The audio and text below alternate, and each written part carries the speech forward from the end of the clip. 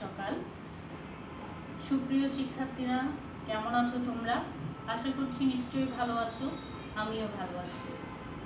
Kajal Ali school and কলেজের online ক্লাসে তোমাদের সবাইকে স্বাগত, এবং যারা অন্যরা দেখছো বা দেখছেন অভিভাবকবৃন্দ, সবাইকে আমার অনলাইন ক্লাসে স্বাগত জানাচ্ছি। আজকে ষষ্ঠ শ্রেণীর বাংলাদেশ বিশ্ব পরিচয়ের একটা অধ্যায় নিয়ে আমরা আলোচনা করব। তার আগে আমি আমার পরিচয়টা দিয়ে দিই। আমি সুমি বড়ুয়া, কাজল আলী স্কুল অ্যান্ড কলেজ সহকারী শিক্ষক, কোতোয়ালি, চট্টগ্রাম। আচ্ছা, বলতো এদেশের বেশিরভাগ মানুষ কোথায় বাস করে? গ্রামে বাস করে। বেশ, ঠিক বলেছ। এদেশের বেশিরভাগ মানুষের পেশা কি? কৃষি। আচ্ছা, এদেশের অর্থনীতি কিসের উপর নির্ভর করে?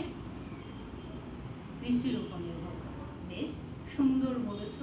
তাহলে এসো আজ আমরা বাংলাদেশের অর্থনীতি নিয়ে আলোচনা। তোমরা খাতা খুলো, লিখে নাও বাংলাদেশের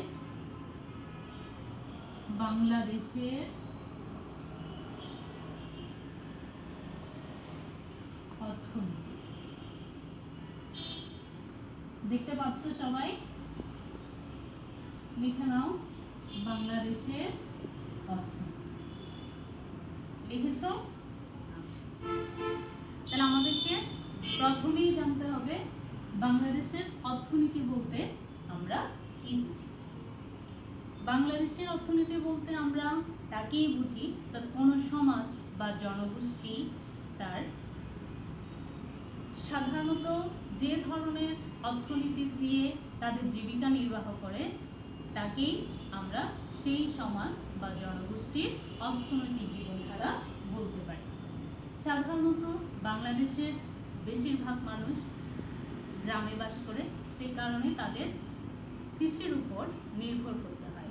তারা তাদের নিজের জমিতে বা অন্যের জমিতে যে ফসল উৎপাদন করে সেটা দ্বারা তারা তাদের জীবিকা নির্বাহ করে, এবং যে বাড়তি অংশটুকু তাদের থাকে সেই অংশটুকু তারা বাজারে বা হাটে বিক্রি করে যে পরিমাণ যোগান লাভ করে বা অর্থ লাভ করে সেটা দিয়ে তারা তাদের কি করে বাকি চাহিদাগুলো পূরণ করে।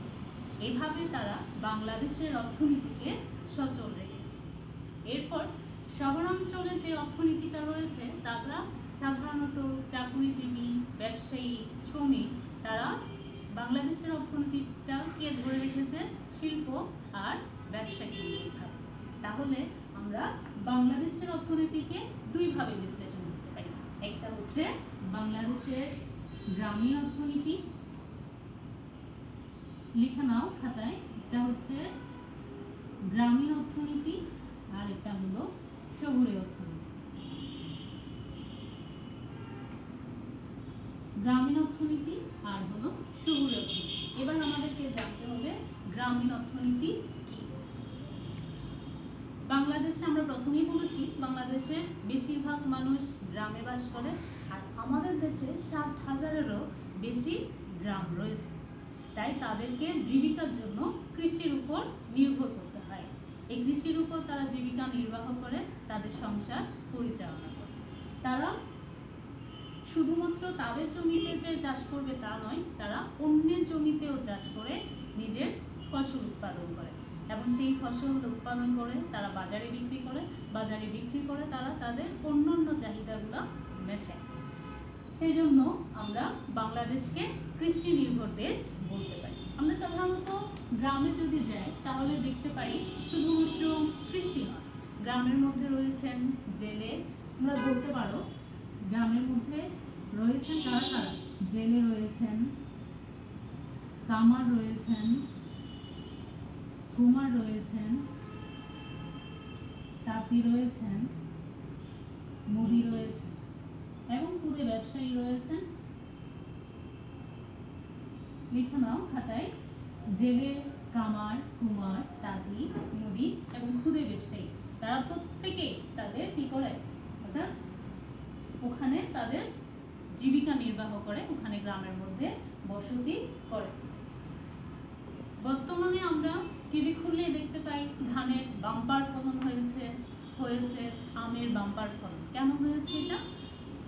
কেননা এখন বর্তমান প্রযুক্তি আধুনিক হয়েছে, সার কীটনাশক ব্যবহার করার ফলে বাংলাদেশের কৃষি অর্থনীতি এখন অনেক অনেক বেশি সমৃদ্ধ হয়েছে। তো পূর্বে এই ধরনের কোনো কি ছিল, অর্থাৎ কৃষি ব্যবস্থাটা অনেক বেশি অবহেলিত ছিল, কিন্তু বর্তমানে এই সমস্ত যান্ত্রিক প্রয়োগের ফলে আমাদের বাংলাদেশ এখন কৃষিতে সমৃদ্ধ। সেই কারণে বাংলাদেশের গ্রামীণ অর্থনীতিটা অনেকাংশে কৃষির উপর নির্ভরশীল, এবং তারা তাদের কৃষিটা ধরে রেখেছে বলেই, তারা যে জিনিসগুলো উৎপাদন করছে বলেই আমাদের কি হচ্ছে না, বাইরে থেকে খুব একটা বেশি আমদানি করতে হচ্ছে না। যদি কোনো একটা বছর ওদের উৎপাদিত ফসলের পরিমাণটা কমে যায়, তাহলে আমাদের কি করতে হয়, বাইরের দেশ থেকে আমদানি করতে হয়। এটাই হলো মূলত গ্রামীণ অর্থনীতি। এরপরে আমরা যাব শহুরে অর্থনীতি। শহুরে অর্থনীতিতে অর্থাৎ শহরের মধ্যে 1/4 লোক শহরে বাস করে।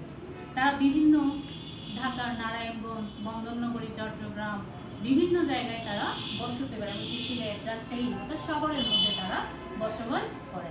তারা অনেকেই উচ্চবিত্ত হয়, অনেকেই মধ্যবিত্ত হয়, আবার কেউ নিম্নবিত্ত হয়। সেই হিসেবে তাদের পেশাও কি ভিন্ন ভিন্ন, তবে তাদের মূলত অর্থনীতিটা হচ্ছে শিল্প আর ব্যবসা কেন্দ্রিক।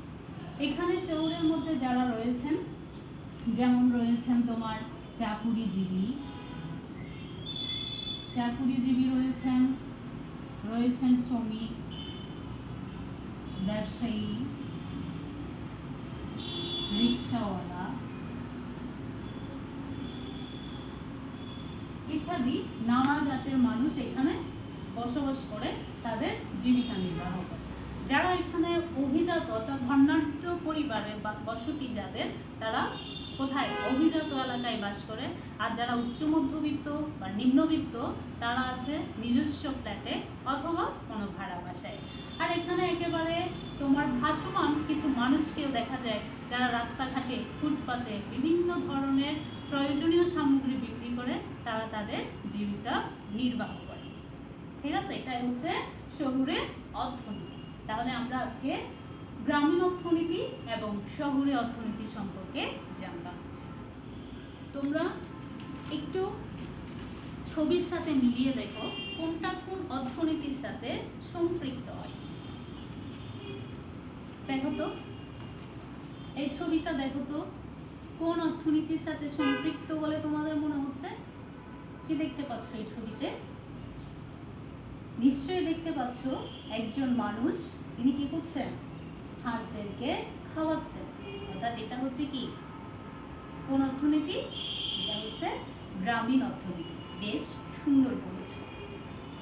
এরপর আরেকটা ছবি দেখো, এখানে আমরা কি দেখতে পাচ্ছি? আমরা দেখতে পাচ্ছি এটা একটা সুতার ফ্যাক্টরি, যেখানে কি হয়, সুতা উৎপাদন হয়। সাধারণত সুতা ফ্যাক্টরিতে কাজ করে কোন শ্রেণীর মানুষরা? অর্থাৎ শহুরে অর্থনীতির মানুষরা, যারা শহরে বাস করে, তারাই এই পেশায় নিজেদেরকে নিয়োজিত রেখেছে। তাহলে আমরা আজকে জানতে পারলাম বাংলাদেশের অর্থনীতি কি, গ্রামীণ অর্থনীতি কি এবং শহুরে অর্থনীতি কি। এবার আমরা বাড়ির কাজ দিব। বাড়ির কাজটা লিখে নাও, খাতা খুলো, বাড়ির কাজ লিখে নাও। খাতা খুলেছ সবাই? লেখো বাংলাদেশের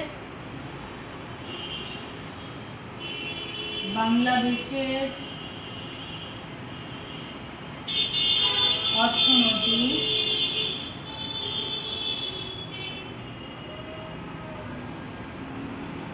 জীবনধারা সম্পর্কে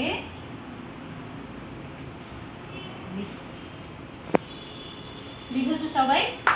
বাংলাদেশের অর্থনৈতিক জীবনধারা সম্পর্কে লিখো। আমরা পরবর্তী ক্লাসে এটা তোমাদের বাড়ির কাজ থাকবে, আমি এটাও দেখব। তাহলে আজকে এই পর্যন্ত আমরা বাংলাদেশের অর্থনীতি সম্পর্কে জানলাম। সবাইকে ধন্যবাদ। ভালো থাকবে, সুস্থ থাকবে, সুন্দর থাকবে এবং নিরাপদে থাকবে। বাসার বাইরে বের হবে না। ধন্যবাদ।